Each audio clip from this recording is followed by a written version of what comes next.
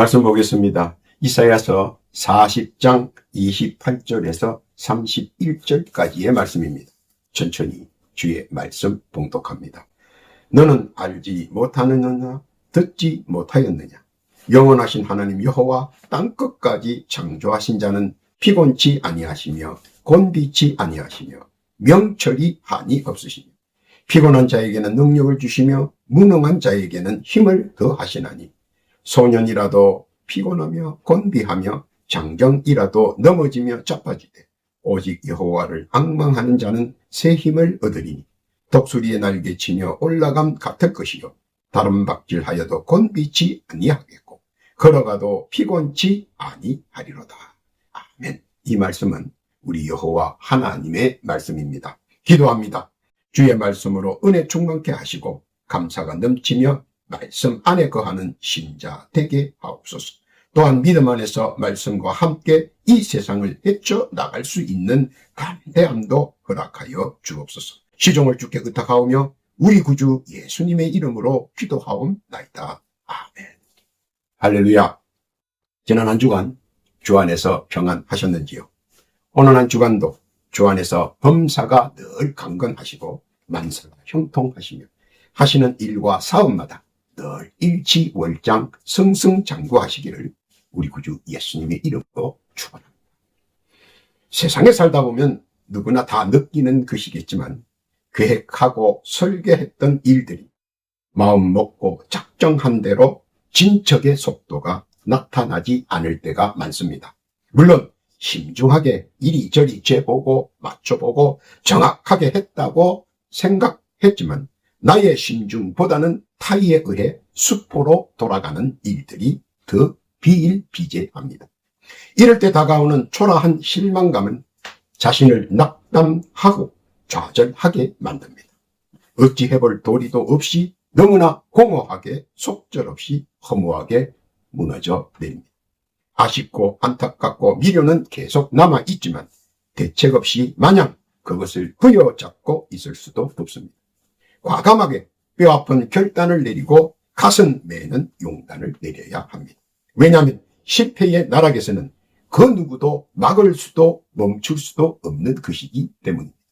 빨리 단념할수록 실패의 흔적을 조금이라도 부담을 최소화하며 작게 만들 수 있기 때문입니다.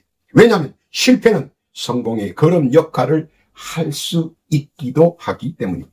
그렇다고 실패를 계속 안고 가기에는 더더욱 부담스럽기에 먼저 가지치기를 해서 실패의 무게와 짐을 낮추어야 하기 때문입니다. 세상은 결코 내 마음 먹은 대로 되게끔 내버려 두지 않기 때문입니다. 왜냐하면 사방에서 시기 질투와 권모술수가 언제나 해방을 놓기 때문입니다. 그 중에 가장 헤어나기 힘든 것은 인의 장막입니다. 한눈이라도 파기만 하면 믿는 도끼에 발등 찍힐 수 있는 살기 어린 상황들이 많이 연출됩니다. 또 다른 하나는 자신의 생각을 가로막는 방해꾼이 있습니다. 바로 메디아 장막입니다. 쏟아져 나오는 일방적이며 주관적인 각종 정보의 홍수는 까딱 잘못하면 다변화된 사회에서 너무 한쪽으로만 몰입하여 오히려 자신의 가치를 단명으로 위축시킬 수 있는 우를 범하게 유도할 수 있기 때문입니다. 자칫 잘못 몰입하면 빠져나올 수 없는 일방적 메디아 장막 안에 갇혀버리게 된다는 사실입니다. 그리고 메디아의 장막에서 나오는 일방적으로 너무 한쪽으로 치우치는 쏠림 현상으로 외나무 다리를 걷는 것처럼 불안하기도 합니다. 그뿐만 아니라 콘텐츠 장막에 빠져 점차 콘텐츠가 정의가 되고 마치 짜여진 연출이 진실로 이해하고 받아들여져 많은 부작용과 혼선을 일으킵니다. 그리고 콘텐츠가 유도하는 대로 생각 없이 흉내를 내는 우를 범하여 자신의 몰락의 구덩텅이로 빠져들게 하지는 않는지 심히 염려스러운 일들이 행하여집니다. 그러나 이러한 장막을 미처 감지하지 못하고 장막의 휘장 안에서 헤어나오지 못한다면 이것은 단지 자신을 장막의 곡두각시로 만드는 우를 범하게 된다는 것입니다. 왜냐하면 세상에는 공짜가 없고 백문이 불여일견이기 때문입니다.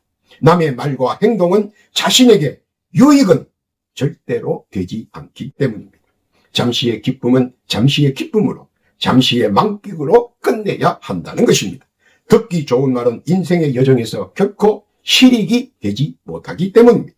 그러므로 좋은 말과 덕담은 좋게 받아들이고 또 자신도 상대에게 같은 덕담과 좋은 말로 견지하면 됩니다.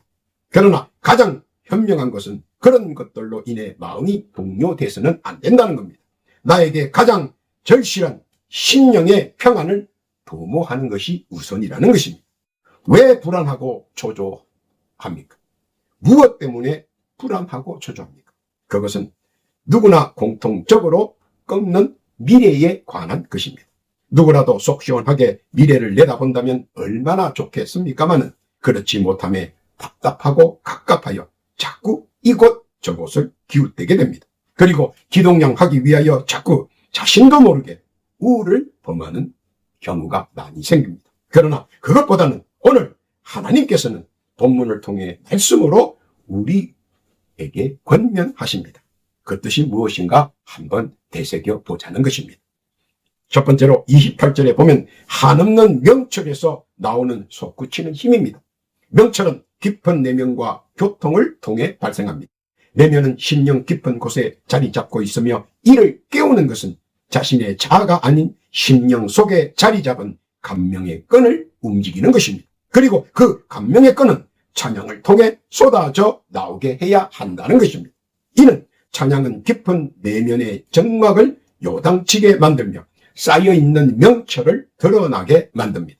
그렇게 할 수 있는 것은 내면의 정막을 깨울 수 있는 열쇠로 찬양이라는 말씀의 권능으로만 가능하다는 것입니다.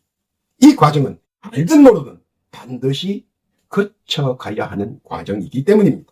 비견한 예로 슬픈 음악을 들으면 가슴이 뭉클해지고 슬픈 사연을 들으면 눈에 이슬이 맺힙니다. 또 즐거운 음악이나 행복한 얘기를 들으면 가슴이 요동칩니다. 그리고 행복의 나래가 펼쳐지고 육감과 오감이 생동합니다. 무엇인가가 이루어질 것 같은 행복의 순간을 맛봅니다. 그래서 찬양은 내면을 움직이고 그 속에 정렬되어 있는 명철이 가슴을 통해 심령으로 뇌로 이전된다는 것입니다. 그리고 이를 밝히 깨닫고 영육이 함께 노력하는 것입니다. 요셉은 꿈의 실현을 위해 모진 고난과 고통 속에서도 이를 믿음으로 깨달았으며 고난 중에서도 담담하게 헤쳐나갈 수 있었던 그 원동력은 바로 찬양입니다. 말씀 묵상과 찬양을 통해 미래를 투자하는 요셉, 그의 지혜로운 믿음은 적중했고 결국 찬양을 통해 하나님과의 교통과 교제 그리고 형통과 명철을 계시받게 되고 깨닫게 되었습니다. 찬양은 하나님께 감사를 드리는 것입니다. 이사야서 41장 10절 이하에 보면 이에 대한 응답입니다. 두려워 말라 내가 너와 함께 함이니라. 놀라지 말라 나는 내 하나님이 됨이니라. 내가 너를 굳세게 하리라. 참으로 너를 도와주리라. 참으로 나의 의로운 오른손으로 너를 붙들리라. 말씀 묵상과 그 입에서 나오는 찬양에서 묻어나오는 진심과 온전한 믿음은 바로 명철이 함께하는 중심 요소라는 사실입니다. 이를 믿고 깨닫기를 우리 하나님께서는 바라시는 것입니다. 말씀 묵상과 찬양을 통해 내려주시는 명철의 은총으로 올 한 해 큰 꿈 이루는 복된 신자 다 되시기를 우리 구주 예수님의 이름으로 앙망합니다. 두 번째는 29절에 보면 끊임없는 능력에서 쏟아져 나오는 힘입니다. 능력은 자신의 개성과 기질과는 전혀 상관이 없습니다. 열심과 노력과도 관계가 없습니다. 세상의 허다한 사람들은 각자의 개성이 있고 자기 나름대로 독특한 기질을 각자 가지고 있습니다. 그러나 그것만 가지고 열심을 내고 노력하면 평균 정도는 하지만 월등하게 하기에는 힘에 부칩니다. 이때 절실히 요구되는 것이 있는데 바로 능력입니다. 능력은 내면을 통해 분출되는 끊임없는 활력이고 무한대입니다. 이것이 사람에게 불굴의 투지를 일으키는 기세입니다. 그리고 이 기세는 모든 것을 헤쳐나가는 힘이기도 합니다. 그래서 사람들은 무한한 능력을 원합니다. 그러나 능력은 쉽게 주어지지 않는다는 사실도 모두 인식하고 있습니다. 간혹 어떤 이들은 이를 잘못 이해하여 어부질이나 속임수나 불법적 착취를 자기 능력 안에 포함하기도 합니다. 그러나 공술에 공수거라는 말이 있듯이 모든 결과는 자신이 책임지고 감당해야 한다는 것입니다.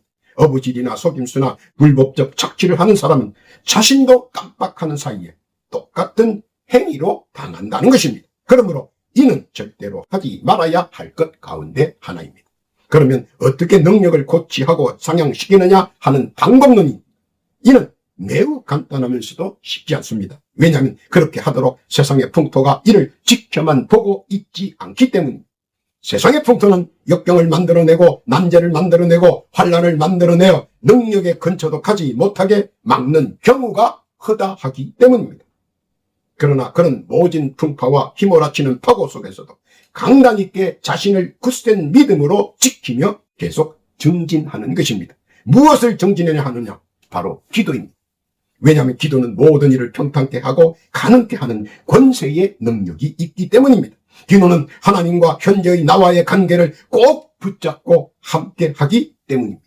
믿음의 신실함과 진정 어린 하소연의 기도는 하나님께서 자세하게 똑똑하게 듣고 계십니다. 그리고 합당한 능력을 은혜로 응답해 주십니다. 하나님께서는 간구하는 기도에 무엇으로 응답하시겠습니까? 돈으로 응답하시겠습니까? 황금으로 응답하시겠습니까? 권력으로 응답하시겠습니까? 내가 올린 나의 간구하는 기도는 믿음 안에서 능력으로 응답한다는 것입니다. 능력은 모든 일을 할 수 있다는 신념과 함께 작용하기 때문입니다. 그리고 내가 주체가 되어 열심히 결과를 마무리할 수 있기 때문입니다. 하나님께서 우주 만물과 세상 만사로 분명히 응답해 주신다는 믿음, 그 믿음 안에서 기도하는 것입니다. 다니엘은 모든 능력은 기도에서 분출됨을 믿고 기도하는 사람으로 거듭났습니다. 환난을 당할 때도 그 난간 속에서 무릎을 꿇고 기도했습니다. 고난을 겪을 때도 그 고통 속에서 그는 무릎을 꿇고 기도했습니다. 어려움이 다가올 때도 그 난국 속에서 담대하게 무릎을 꿇고 기도했습니다. 기도를 통해 능력을 배왕하는 다니엘이었기에 모든 어려움과 고난과 환난은 모두 기도 속에서 평정되었습니다. 이사야서 49장 8절 이하에 보면 여호와께서 또 가라사대 은혜의 때에 내가 내게 응답하였고 구원의 날에 내가 너를 도왔도다. 내가 장차 너를 보호하여 너로 백성의 언약을 삼으며 나라를 일으켜 그들로 그 황무하였던 땅을 기업으로 상속케 하리라. 그런 가운데 자신의 입지의 고아를 막론하고 그 시절을 잊지 않고 믿음으로 기도하며 능력을 펼쳤던 사람입니다. 다니엘은 그 믿음을 결코 잊지 않았습니다. 그 응답을 결코 잊지 않았습니다. 본문을 통해 우리 하나님께서는 기도를 통해 받은 능력의 은총으로 올 한 해 소망하는 일들이 이루어지기를 바라십니다. 기도로 소망하는 일들이 이루어지시기를 우리 구주 예수님의 이름으로 축복합니다. 세 번째는 29절에 보면 한없이 쏟아져 나오는 원동력의 힘입니다. 우리는 잘 압니다. 이 세상은 하나님의 말씀으로 창조되었다는 사실을 말입니다. 그리고 모든 사물의 힘의 근원과 추진하는 원동력은 하나님의 말씀에서 시작된다는 사실 말입니다. 결국 말씀은 세상 만사와 우주 만물의 시작의 근본이고 시작의 근원이며 원동력입니다. 이를 바꾸어 설명하자면 결국에 모든 시작은 말씀에 따라서 이루어졌다는 것입니다. 말씀은 언제나 은혜의 방편에 따라 그 힘을 발휘합니다. 말씀은 언제나 자비의 방편에 따라 그 섭리를 만들어냅니다. 말씀은 언제나 사랑의 방편에 따라 그 조화의 황연을 베풉니다. 그래서 말씀은 곧 힘이고 섭리고 조화의 근본입니다. 이는 세상에서 가장 뛰어난 근원을 조성해 줍니다. 말씀에 의지하여 순종하는 자에게는 만선을 이루게 하셨습니다. 말씀에 의지하여 준행하는 자는 물 위를 걸었습니다. 말씀에 의지하여 믿고 따르는 자에게는 자신들의 병이 나음을 입었습니다. 이는 모두 얼마만큼 말씀을 믿고 순종하고 준행하고 따르느냐의 척도이며 그 믿음의 행실의 결과를 모든 사물 앞에서 여실히 나타내 보여준다는 것입니다. 말씀에 의지하면 만선을 이루어 모든 이에게 보여줍니다. 말씀에 의지하여 준행하여 무리를 긋습니다. 모든 이들이 이를 지시합니다. 말씀에 의지하여 믿고 따르는 자에게는 자신들의 병이 나았습니다. 모든 이들이 이를 보고 있습니다. 모세는 말씀을 통해 새로운 입지를 꿈꾸게 되었습니다. 그는 말씀의 대변자가 되었고 말씀은 지키는 자가 되었으며 말씀을 믿고 따르며 행동했습니다. 그러자 말씀이 그를 옹이하고 지키고 보호하고 그뿐만 아니라 함께 했습니다. 그는 말씀을 믿고 행할 때 철벽 같은 유리고성이 무너져 내렸습니다. 말씀을 믿고 홍해를 육지처럼 건넜습니다. 말씀을 믿고 요단강에 물을 밀어냈습니다. 그뿐만 아니라 말씀에 의지하여 행할 때 반석에서 물이 철철 흘러나왔습니다. 말씀을 믿고 나아갈 때 우주 만물과 세상 만사가 그를 도왔습니다. 이는 누구에게나 말씀을 의지하고 믿는 자에게 가능한 일이기 때문입니다. 이사야서 58장 9절 초반부에 이렇게 분명하게 약속하셨습니다. 내가 부를 때에는 나 여호와가 응답하겠고 내가 부르짖을 때에는 말하기를 내가 여기 있다 하리라. 말씀을 믿고 의지하며 부르짖을 때는 한없이 쏟아져 나오는 원동력의 강한 힘을 허락하십니다. 그리고 언제 어디서나 말씀을 믿고 순종하며 따르는 자에게는 한없는 원동력의 힘이 흘러 넘치게 하십니다. 올 한 해 말씀을 믿음으로 가슴에 품고 나아갈 때 바라는 것들의 실상이 함께 할 것입니다. 우리 만군의 하나님 여호와께서 말씀하신 그 뜻 깨닫기를 바랍니다. 네 번째는 31절에 보면 타오르는 열망에서 나오는 끈기 있는 힘입니다. 열망은 바라는 것들에 대한 성취의 금자탑입니다. 무엇을 얼마나 바라고 성취했느냐는 자신의 열망에 대한 그림자이며 실체입니다. 그림자로 나타날 것인가 혹은 실체로 나타날 것인가는 순전히 열망의 뚜렷한 선택과 선호의 결말입니다. 당신의 열망은 그림자로 나타나 그림자로 사라질 것인가? 아니면 당신의 열망은 실체로 나타나 실체로 나와 함께 할 것인가? 열망의 원천은 무엇입니까? 그것은 끈기 있는 힘입니다. 그리고 그것은 예배를 통한 계시의 신비에서 시작하는 것입니다. 열망의 원천의 힘은 어디서 시작합니까? 그것은 예배를 통한 계시의 신비에서 시작하는 것입니다. 예배는 나의 모습을 전심으로 하나님 앞에 나타내는 것입니다. 한 시간 예배 드리는 그 모습이 한 주간의 나의 신실한 모습을 하나님 앞에 나타내 보여주는 거라는 겁니다. 예배를 등한시한다는 것은 나를 나타내지 못함이며 이는 계시의 신비에서 제외된다는 것을 의미합니다. 이는 자신의 열망이 온전히 주께 연락되지 않으며 상달되지 않았다는 것을 의미하기도 합니다. 그토록 바라고 바라는 것들의 응답이 더뎌지는 것은 바로 여기에 문제점이 있기 때문에 나의 경배의 모습을 보고 싶어 하시는 하나님, 나의 신령과 진정한 모습을 보고 싶어 하시는 하나님, 나의 본연의 모습 속에서 응답을 찾으시려는 하나님, 결국 찾지 못하면 계시의 언약과 신비의 체험을 하지 못하고 뒷물결에 파묻혀 쓸쓸하게 흘러갈 뿐입니다. 그러나 나의 신실한 경배의 모습 속에서, 나의 신령과 진정한 예배의 모습 속에서, 나의 본연의 겸손한 모습 속에서 믿음의 참모습을 발견하는 순간 열망의 끈기 있는 힘이 무한대로 끌어올려집니다. 이전보다 나중이 더 청대하고 화려할 것입니다. 이때부터 예배 속에서 이루어지는 계시와 신비는 하나님의 자비와 사랑의 시선으로부터 끊임없이 발효되며 발생되기 때문입니다. 그리고 나의 심령으로부터 끓어오르는 뜨거운 기운은 가슴을 뜨겁게 하고 타오르는 심령은 바람으로 식지 않는 열망으로 품어져 나오는 끈기 있는 힘이기 때문입니다. 솔로몬 왕은 성전에서 예배를 통해 자신의 위상을 세우려고 헌신의 노력을 하였습니다. 이를 어여뻐 보신 하나님께서 그에게 뜨거운 열망의 끈기 있는 힘을 허락하셨습니다. 지혜와 총명으로 뜨거운 열정을 한없이 쏟아내 주셨습니다. 이사야서 55장 6절 이하에 보면 너희는 여호와를 만날 만한 때에 찾아라. 가까이 계실 때에 그를 부르라. 그는 뜨겁게 응답할 것입니다. 예배를 통한 열정으로 큰 소망을 이루는 복된 자 되시길 우리 하나님께서는 바라시는 겁니다. 올해도 그 뜻 이루시기를 우리 예수님의 이름으로 부탁합니다. 결론입니다. 하나님을 소망 중에 간절히 기다리는 자에 대한 하나님의 뜻입니다. 하나님께서는 자기를 믿고 의지하고 사랑하는 자에게 결코 그냥 놔두시지는 않는다는 사실입니다. 그리고 이를 직시하고 성경에 쓰여있는 약속들과 언약들을 분명하게 지켜주시고 이루어주신다는 것입니다. 이사야서 42장 6절 이하에 보면 나 여호와가 의로 너를 불렀은즉 내가 내 손을 잡아 너를 보호하며 너를 세워 백성의 언약과 이방의 빛이 되게 하리. 그리고 말씀을 믿고 이를 가슴에 품고 심령에 쌓아놓고 묵상하며 찬양하며 기도하는 자에게는 하나님의 말씀 속에 함께하는 권세와 능력이 언제나 양편에서 나를 보호하고 함께 한다는 사실 인지하시기를 바랍니다. 그리고 당당하게 나아갈 것을 우리 하나님께서는 주문하십니다. 하나님께서는 말씀으로 분명히 해주셨습니다. 이사야서 43장 1절 이하의 말씀입니다. 야곱아 너를 창조하신 여호와께서 이제 말씀하시느니라. 이스라엘아 너를 조성하신 자가 이제 말씀하시느니라. 너는 두려워 말라. 내가 너를 구속하였고 내가 너를 지명하여 불렀나니 너는 내 것이라. 내가 물 가운데로 지날 때에 내가 함께할 것이라.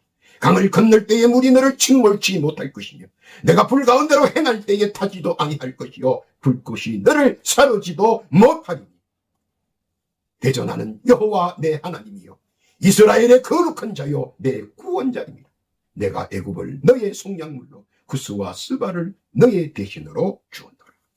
이는 우리의 믿음이 더더욱 공고해지기를 원하시며 믿음의 품위와 품격이 한일청 올라가기를 원하시니 또한 우리의 영이 이단 사설과 어느 유의로 노란하지 않으며 심지가 곱고 강하여 절대로 사설과 요설에 현혹되지 않으며 온전한 믿음을 지키고 심령에 차곡차곡 쌓아둔 말씀을 묵상하고 찬양하며 더더욱 굳건한 심령으로 흔들리지 않아야 합니다.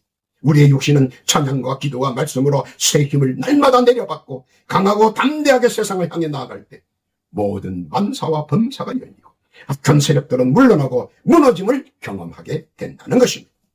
올 한 해 이런 담대한 믿음으로 소망하는 큰 꿈 이루어가는 복된 신자 다 되시길 우리 구주 예수님의 이름으로 간청합니다.